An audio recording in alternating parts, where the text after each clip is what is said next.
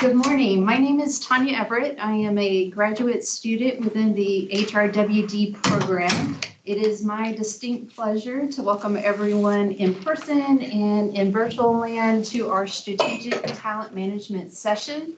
And our guest speaker for today is Dr. Gosney. So I'll turn the floor over to you. Thank you so much.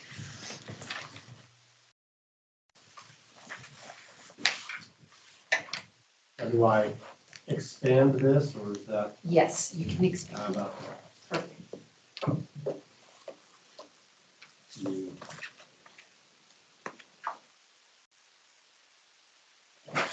Wonderful gang. So happy to be here. Matt Gosney. I'm the Vice President of Organizational Development and Learning for UC Health, which is an academic healthcare system in colorful Colorado. The Organizational Development and Learning. So my accountability in the organization is over instructional design, learning technology, as well as staff and leadership development, as well as performance management and succession planning, and also includes HR strategy and anything else that gets thrown my way. So a big role, a fun role, but I'm thrilled to be here with you because I have sat literally or virtually in your seat before. So I've got a bachelor's in psychology from Brigham Young University in Provo, and then did a master's in the University of Central Oklahoma in psychology. And then I'm a graduate of the doctoral program here at the University of Arkansas. So very excited to be back. I joked with Kate, I defended my dissertation in this building and did definitely have some heart palpitations as I walked in. Because I don't think I've been back since, so there was definitely a moment of anxiety.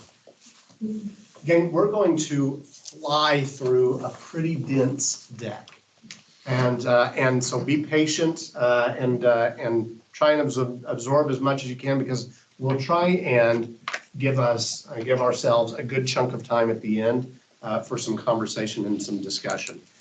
There's a possibility that we don't get to everything that you want to talk about, so grab me in the hall, grab me at lunch, grab me whenever. I'm happy to continue the conversation as long as you want to have it. So with that, let's talk a little bit about context and who is UC Health. I think it's important to understand what we're talking about in terms of the organization that I'm working with, as well as healthcare in general and what the context for healthcare looks like today. So UC Health is 12 hospitals. We're just about to be 13. Lucky number 13 joins us this summer. And we just literally days ago passed the 30,000 employee mark. So 30,000 employees, what's not shown here is we're about a $6 billion organization annually. And we've got hospitals all over the place. My personal favorite is that we delivered 14,000 babies last year. So that's my favorite statistic that we take a look at. I think the most important thing to note from this is a large, complex healthcare system. Our footprint extends all throughout the Rocky Mountain region. And yes, you should be jealous that I get to work in Colorado. It's not a bad gig. But as you can see, geographically, we are fairly dispersed. We're actually adding as I mentioned, a hospital just south of Colorado Springs in Pueblo. They're joining us this summer. So we extend from Pueblo all the way out to Yampa Valley, which is technically on the western slope because it's across the Great Divide. And we have affiliate partners in Wyoming and Nebraska. So geographically, a fairly complex footprint. Because we are academic healthcare, we practice at the very top of our scope in terms of medicine. So yes, we are a large and complex system. We are also a very high quality system. U.S. News and World Report gives us four of the top 5 hospitals in the state of Colorado, including the #1 hospital in Colorado.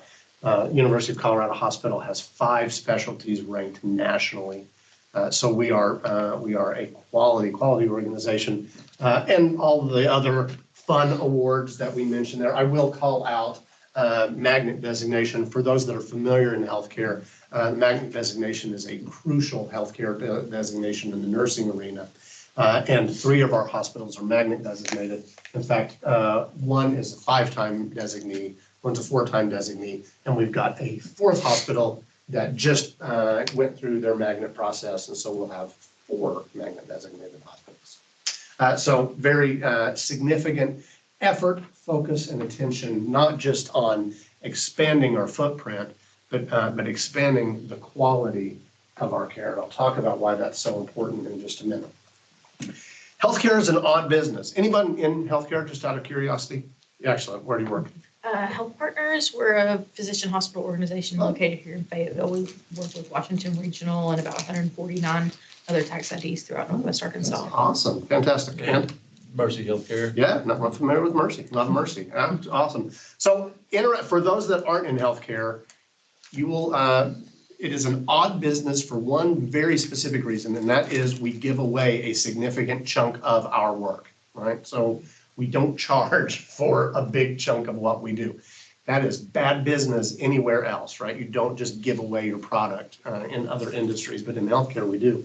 Last year we gave away almost $500 million in uncompensated care. So a very significant chunk of our of what we do, we just write off.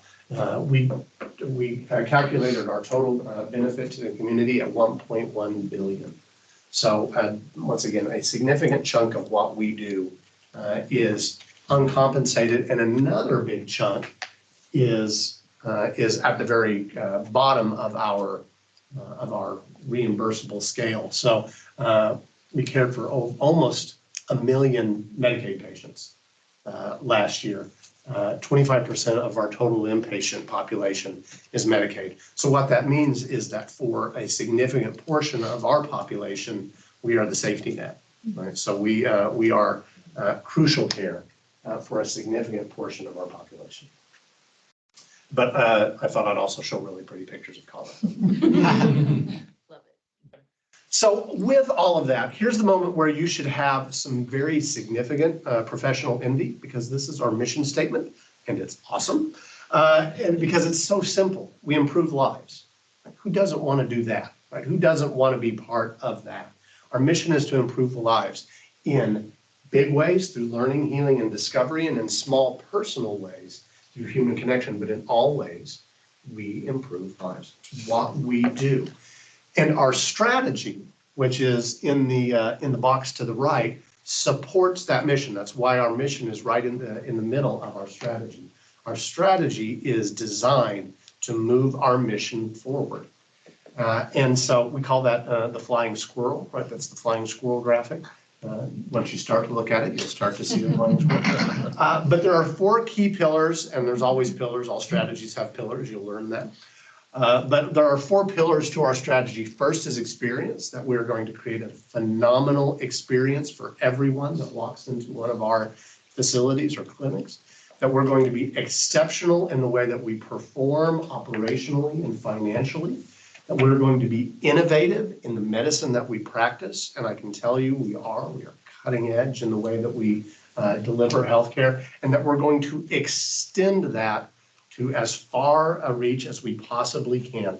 And we're going to take all of that amazing quality care and bring it as close to where people live as we possibly can.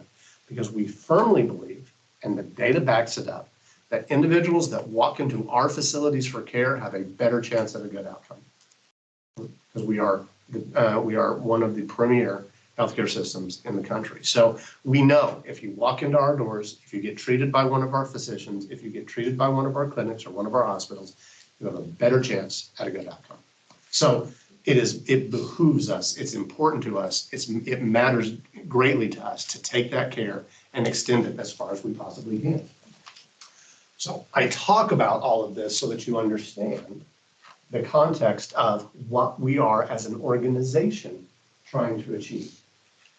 The problem is healthcare is cuckoo Cocoa Puffs right now, right? I mean, I don't know if you paid any attention, but it's nuts. Healthcare is craziness. And healthcare in Colorado particularly is challenging. I love this data, right? I shouldn't say love this data, but it's really good data. It's just really scary data. In the last year, the number of job seekers that are RNs dropped 15% in Colorado. So 15% of the nursing workforce or job seeking workforce dropped out. The number of unique jobs in nursing increased by 38%.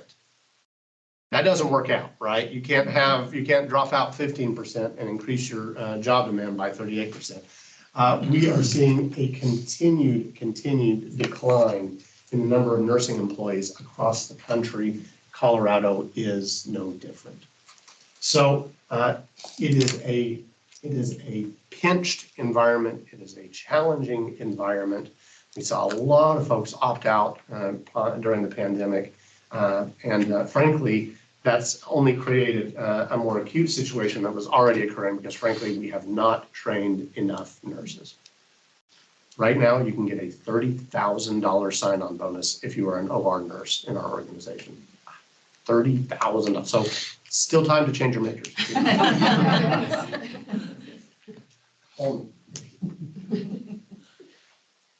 But despite all that, we are growing dramatically, right? That shows just this trend of growth. Yes, we're 30,000 employees. When I started in the organization in fiscal 16, we were at 16,000 employees. Like 16 to 30,000 in 7 years. That is dramatic, phenomenal growth, and it's only continuing. Right, we continue to add more employees. We continue to grow our new nurse grad program. We continue to promote from within, and all the while facing those headwinds of turnover throughout the industry. So that's the context, right? That's the context that we are all collectively operating in. So let's talk a little bit about what is strategic talent management and why strategic talent management is such a critical component to an organization like UC Health. So this is the SHRM definition of talent management. If you have trouble sleeping tonight, you can pull up the SHRM glossary and just start to scroll through, and we'll put you right to sleep. It's the implementation of integrated strategies or systems designed to increase workplace productivity by developing improved processes for attracting, developing, retaining, and utilizing people with the required skills and aptitude to meet current and future business needs. If you pull this definition out to your operational and financial and nursing leadership and say, this is what I want to do, they will laugh you out of the room. Right? You can't use this. So it is true, it is accurate, it is also not going to be a compelling message. So what we say at UC Health is that our job is to know, grow, and move talent. Right? That's what we do. We know, grow, and move talent in the organization. And there are discrete processes within that concept of knowing, growing, and moving that we utilize to know, grow, and move, right? We attract, select, and onboard. We assess, retain, and develop. We promote and manage succession. Right? But all of it in service of knowing, growing, and moving talent. But knowing, growing, and moving talent isn't enough. You have to know, grow, and move the right talent. The right talent. That is what is crucial. You need to know, you need to be able to identify as an organization. And I want you to think about UC Health and our mission. It takes a certain type of individual to be committed to improving lives, right? Or to be able to lead a team of individuals committed to improving lives. It's not for everyone. And so for us to be able to achieve our strategy, we have to have the right people that are uniquely capable of helping us achieve that strategy. And how do you get that right kind of people? How do you define, how do you articulate the individuals that are uniquely capable of doing that? That is what a competency model is for. I know you all have learned about this in class and went, oh yeah, I learned all about competency models. they actually are utilized in the real world. And this is why, because you've got to be able to codify for your organization the unique capabilities and characteristics and traits and capacities of individuals that are uniquely capable of moving your strategy forward. So you've seen this in play in the real world. You've visited organizations that do this well. For example, here are two. What's Chick-fil-A's strategy? When I pause, it's your cue to participate. What is Chick-fil-A's strategy? Sell as much yummy food as possible. As much yummy food as possible. I think that's definitely part of it. Best How? customer service. Amazing customer service. What else? They also promote from within. Yeah, they promote from within, hugely promote from within.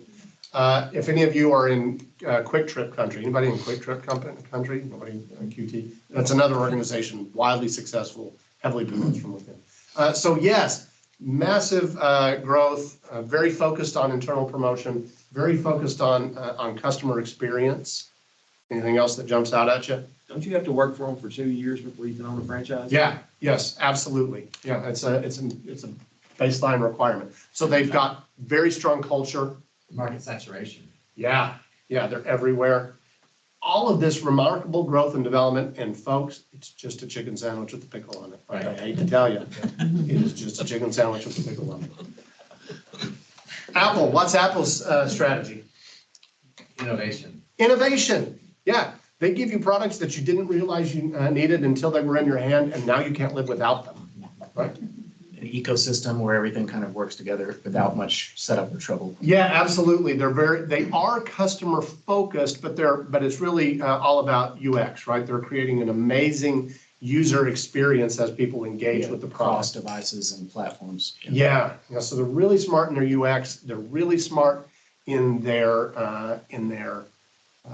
design. They're really smart in anticipating your needs, right? And then creating solutions I for hate to them. say this one since I'm an Apple guy, but sort of hipster, better, a cut above kind of factor. You Yes, know? absolutely. That there's a cool factor in that, and having they give you the stickers so you can put them on your car. Another key thing that they do is model the path for Microsoft. Yeah. There you go. I got Windows 11 yesterday. It's amazing how many design cues they've taken from OS 10. in Sure. Windows 11. Sure, absolutely. So, what kind of leadership does Chick-fil-A need to have to be successful? What does success look like as a leader at Chick-fil-A? Servant. Servant, yeah. What else? Customer empathy. Customer empathy. What else? Really hands-on. Really hands-on. Yeah, there's probably a significant training element there. What does leadership look like at Apple? Is this more an expertise sort of thing? I think those John Ivey videos Yeah. where he's, talking about the quality of the product Yeah. and the design. Absolutely. Probably a relentless focus on design and quality. What else? And creativity and brainstorming and Visioning. envisioning, yeah. Yeah, creating strategy and visioning. And can you see how we define good leaders in organizations depends on the strategy that the organization sets? Right? So what you can't have is just a one-size-fits-all competency model, right? You can't have a one-size-fits-all competency model. You have to define it, and it has to look like your organization. Without any kind of competency model, right? If you're just simply hoping for the best, then the challenge with that is there's a broad range of what good in the organization looks like, right? Somebody might say, well, actually, what's really important in our organization is to have a sense of humor, right? Dr. Gosney's hilarious, and so he's got to be a great leader because he's funny, right? Well, if you don't have any definition, then that's as good of a determination of good leadership as anything else, because you haven't done the work to determine what does good in your organization look like. And if you haven't done that work, it's almost impossible then to assess if you've got a good leader, because you don't have any rubric to evaluate them against, right? So without any kind of definition of what does good in our organization look like, then I can't assess individual leaders to say, Are they, in fact, good leaders? What a competency model allows you to do then is it allows you to narrow the field. It allows you to say, yes, yes, a relentless focus on customer satisfaction is a good and important leadership competency. It's just not crucial for us at Apple because it's not going to move our strategy forward. So we're not going to evaluate against it. We're not going to select against it because it doesn't help move our strategy forward. So we're going to narrow the focus and say, here's what good in our organization looks like. And then it allows us to better assess our leaders. Once we have that competency model defined, then we plug in all of those discrete processes, right? We don't start with building out a succession plan, right? Which is what your organization will probably tell you to do. We don't have any bench strength, so we got to have a succession plan. You've got to start with what does good actually look like in our organization? Then we can build a succession plan. But if we don't have any common standard of evaluation or rubric of evaluation, then we're just licking our finger and sticking it in the wind. Right? So yes, we have a ton of discrete and important processes, but they should all root into that strategically aligned competency model. As you read through those competencies, you should be able to see the story of your organization. What that allows you to do then is over time, you get better and better and better at refining that competency model. You start and then you find, oh, wait a minute. We're actually, the data is telling us that these two competencies don't predict any kind of success in our organization. We need to get rid of them. But we're also finding that, I'll speak in the terms of statistics, we're also finding that there is a missing variable somewhere, right? We're not accounting for all of the variance. And so, oh, wait a minute, there's actually this competency that we should have brought in. That's actually super critical. And that rounds out our model so that we've got a true predictive picture of what good in our organization looks like. So over time, you get better and better and better at determining, as you run these processes, at determining what good in your organization looks like, which then allows you to get better and better and better at assessing individuals within that model. And you create a virtuous cycle. You didn't even think any of this was practical when you were learning it in class, did you? Yes, we actually use this. So let me tell you how we took this concept and applied it to real life at UC Health. I'm going to create a blueprint for you. We used our organizational strategy to help us define a competency model. We've got 14 competencies. I'm not going to show them because it doesn't matter to you. Your competencies will be yours. Ours are ours. But we have 14 competencies. The challenge with having 14 competencies is it is impractical and even impossible to expect any one individual to be exceptional at all 14 of those competencies. It's not realistic. And so what we did is we took that competency model and we executed a role evaluation. Now, we did not evaluate every role in the organization. We've got 6,000 job titles within our organization. What we did, however, is we identified roles that were strategically and operationally critical.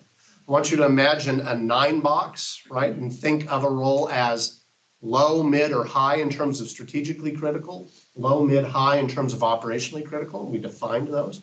And we went to the business and we had them evaluate the roles within their department so that we could then start to find that top box of roles that were strategically and operationally crucial for our organization.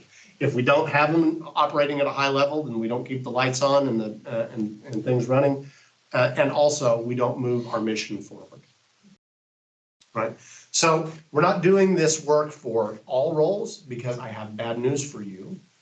Resources are limited, and so not all roles are created equal. You've got to disproportionately leverage your talent development resources at the roles that are most crucial for your organization. Doesn't mean you don't do nothing, don't you do anything for everyone else, but you disproportionately leverage your resources to those that are most strategically and operationally critical. So once we had that list, we created a success profile for those roles. What is a success profile? A success profile is an articulation of the knowledge, skills, and abilities, as well as the relationships that role needs to manage, the competencies that role needs to possess, and the future trends that we anticipate for that role. I described it as a Superman, Superwoman job description, right? We're never going to find the perfect example of this, but if we were, what would it look like? What were the knowledge, skills, and abilities, the core competencies, the relationships, and the future trends that individual would need to anticipate and expect and expand? We also include key experiences, right? Things that they would have done in their past that would predict success. It was the perfect example of that individual or that role. We did that for, I don't know, 60, 70, 80 roles within our organization, went through and created these success maps, what we call success maps. What does that allow us to do? Once we have done this work, right? They are based on our competency model, but they are role specific. And we will only let them have about, I think, 4, maximum 5 competencies in any one particular success map, because that's about as much as any one person can focus on in terms of development. What that allowed us to do, I want you to picture all of those 80 success maps, and we stack them on top of each other, and we look down, and we can then start to see trends, right? Because once I've got that work done, 80 success maps, I can start to look at trends, and I can say, whoa, there are consistent competencies that keep rising to the top, even within our success map or within our model. Those are the competencies that we really need to zero in on and hone in on, because they repeat over and over and over again. We might even look and see and determine which of those competencies are more easy to hire than they are to develop, right? Or we might look at them and say there are consistent knowledge, skills, and abilities that are outside of the competency that we also crucially need to make sure that our folks have, that they possess, that they can understand and articulate.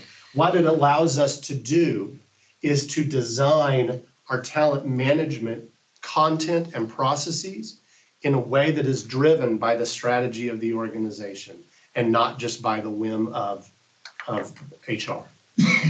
It also allows us to evaluate individuals by a common and standard rubric. So when we are promoting, when we are developing, we are doing so in a way that is consistent and reliable. And we're not just saying, they seem like a good leader, we should promote them.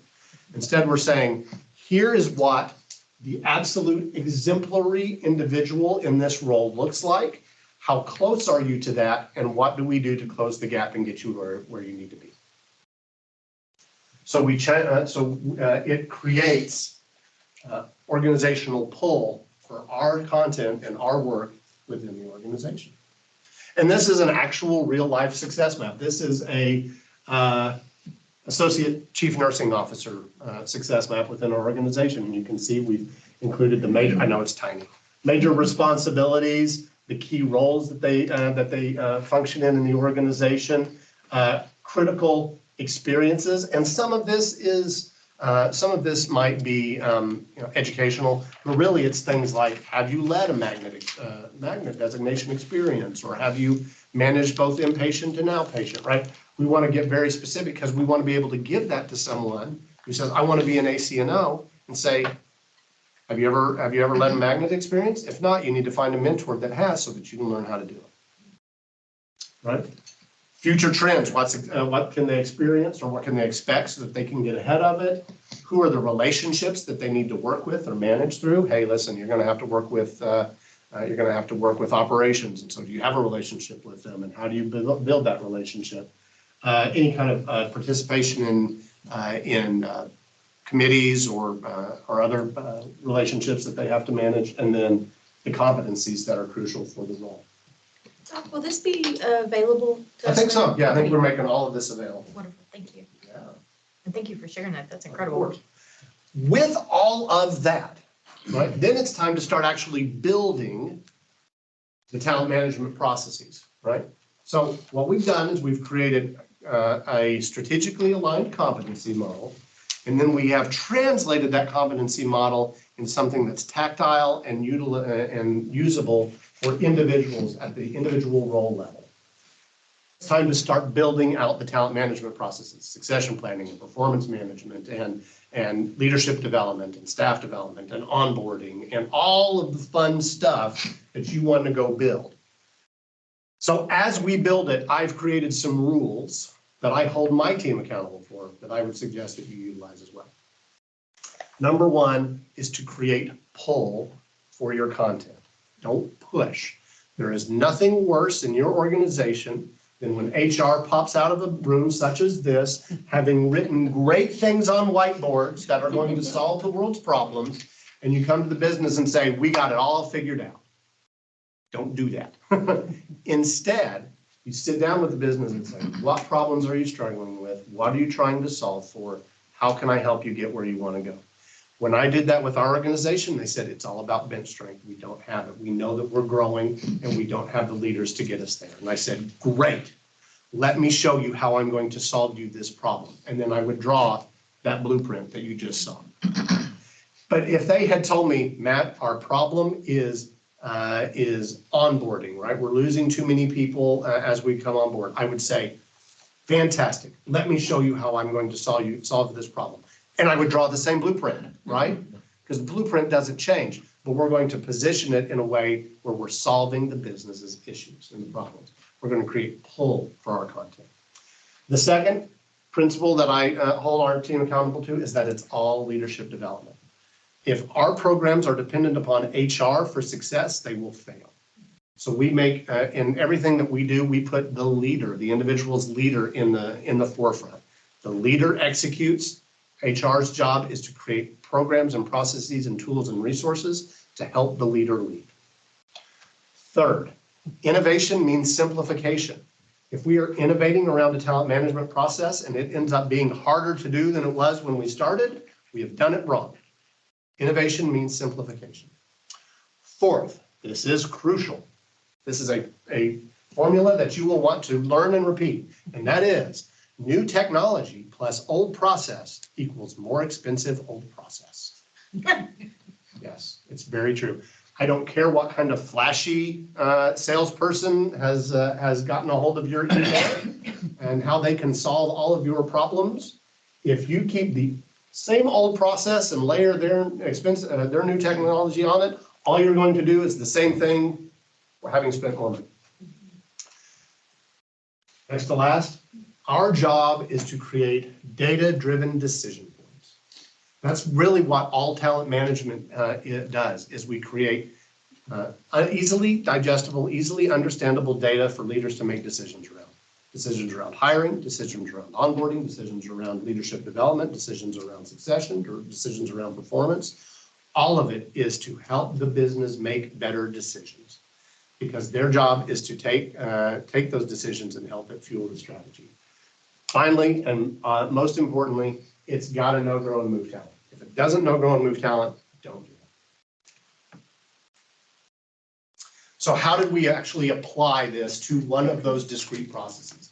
So we're trying to be innovative, we're trying to be forward-thinking, we're trying to do something differently, and most importantly, we're trying to get more of the right people in the right roles to move our mission forward, right?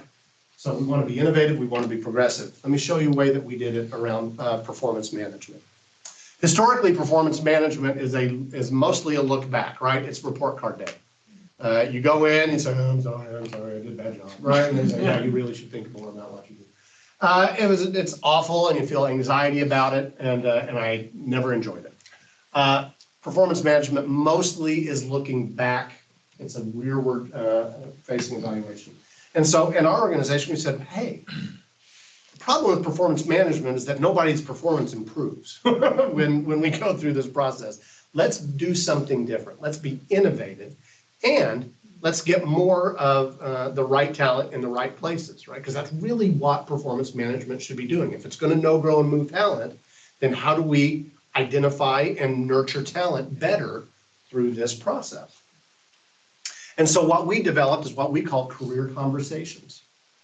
So we blew up performance management. We got rid of the term, And we wanted to move from a transactional conversation to a relationship between the manager and their employee.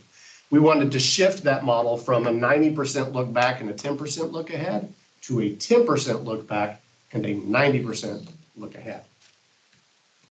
We wanted that leader and that conversation, that employee to have a dialogue, a conversation, a meaningful discussion about where they were and where they wanted to go. And so we built out a model. There, right at the very beginning, is the success map, right? The success map that we talked about. It starts with that.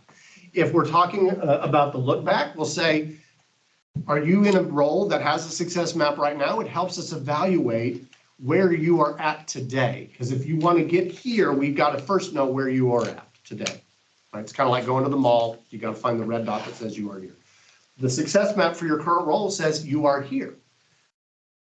Where do you want to go? Do we have a success map for that? That helps us chart out, if you are here and you want to get to, that really next cool store at the Promenade Mall, then you need to go find it, right? You got to know where it's at. So we'd collect some data, right? Success map, our goals, any peer evaluations, any existing professional development plans, and we would ask for self-reflection, leader feedback, identified priorities, which feed a conversation around looking ahead. Where do you want to go and how do we get you there? We broke that down into 3 very specific questions. The overarching question is, how do you have an extraordinary career at UC Health? This is what our performance management process looks like today. It is our leaders and our employees sitting down and saying, are you getting today's job right? Are you a good teammate? And are you ready to take on something extra and challenging? That's it. That's our performance management process. Now, we do have some data collection in the background, right? But ultimately, with all of that, we can still talk about goal achievement. We can still talk about, are you meeting the essential roles of the function? Are you showing up in a way that is consistent with our values and our competencies? And then we can dive into the meat of the conversation, which is, where do you want to go? And how do we get you there? Maybe you want to just be awesome in your role today. Great, fantastic, we can do that. Maybe you want to move into a lateral role, something different, something else within the organization that has sparked your curiosity, or maybe you want to promote into leadership. Regardless of that conversation, we need to have it so that you and I, your leader and yourself, can plan and work to get to where you need to be. Just an FYI, this is when you want to then have all of your fantastic classes, right, that you have built out as a phenomenal training and development organization that tie back to those success maps. So they say, oh, I want to become an associate chief nursing officer. Awesome. Let's talk about mentorship. Let's talk about some stretch assignments. And by the way, if you need to develop these competencies, OD's got some really fantastic classes that you can go take and line up. You're creating pull for your content, right? Instead of push.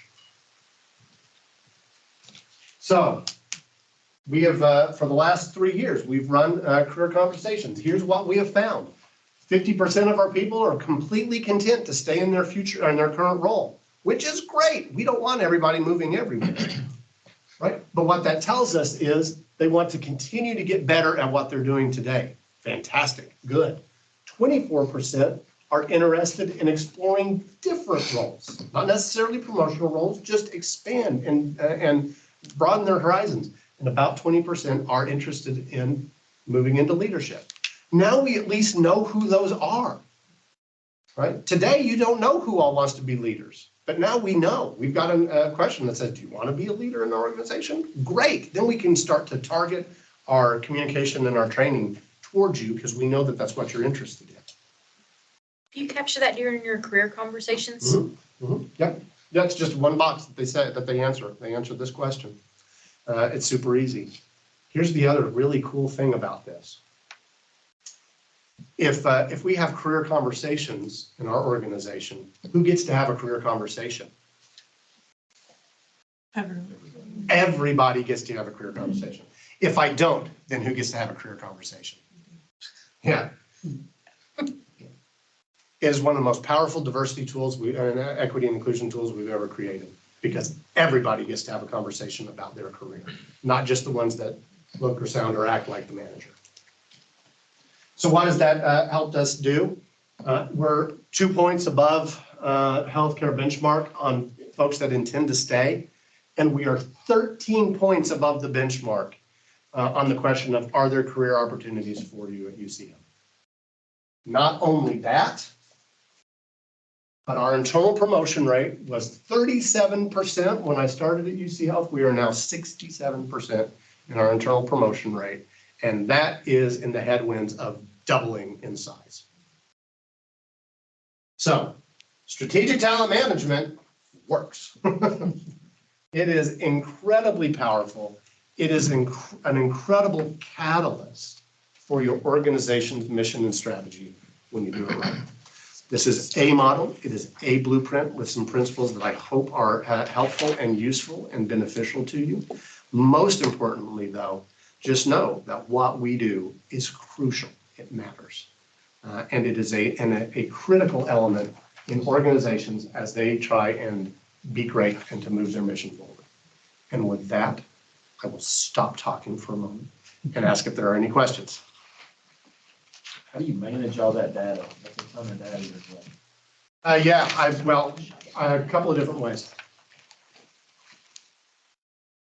One is I simplify it, right? So you can't manage all the data. So you've got to identify what's most critical and most important. So we know that succession planning. We know that that internal promotion is a critical data point. But there are other things that we've just decided we're not going to focus on. But second, I mean, I've got an HR analytics team, so that report into me, so I utilize them heavily. And frankly, we're still not where we need to get to. We need to get to the point where we're predictive, and we're not quite to predictive analytics yet.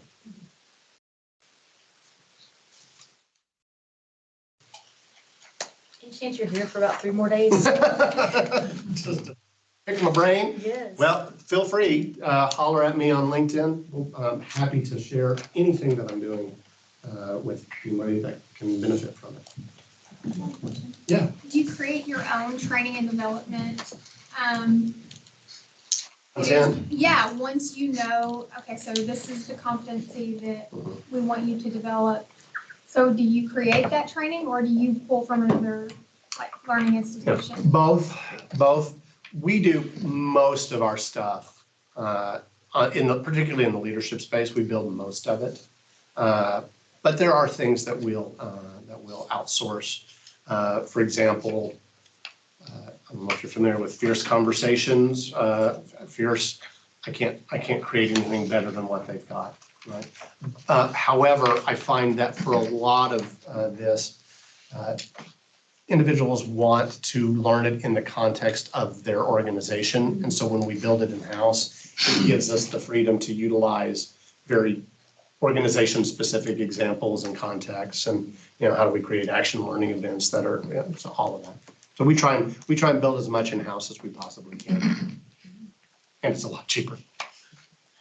Remember, Really, to develop inside is cheaper than outsourcing it? I would say yes, because most of my instructional design on the leadership space is done by my OD consultant and consulting team. Sure. And so most of the time they're out as practitioners, but if I can bring them in 10-15% of the time to do ID, then that's fine, right? Yeah. I still get all of that leverage of them being coaching and practicing. Sweet. How do you try to align the talent management strategies with recruitment strategies? Like, there's a huge through line. One is those success maps help hiring managers know what to look for, right? A job description is a terrible tool. It's awful, because who cares how much weight a person can lift or is going to need to lift? It doesn't help predict success in the role. It just covers your rear end legally. So it's a really powerful tool to help leaders understand what are we looking for, and we'll send it to candidates. right? We'll send success maps to candidates and say, this is exactly what we're looking for. We don't expect you to check every box, but no, this is what good in this role looks like.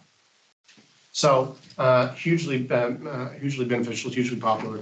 And then you can also base your interview questions on the competencies, right? That's when you use competency-based interviewing to tease those competencies out, which is research shows far more predictive of success than, tell me your biggest weakness. Time is up. Out of respect for everybody, I can ask that later. Absolutely. Thank you for that. I want to thank everyone for attending, in particular, Dr. Gosney, a lot of rich conversation, great cross thought and insight. And with that, we'll conclude. As Dr. Gosney did mention, you can grab him throughout for any offline conversations, and we encourage everyone to do that. Thank you again as we will prepare for our next session. Wonderful. Thanks, gang.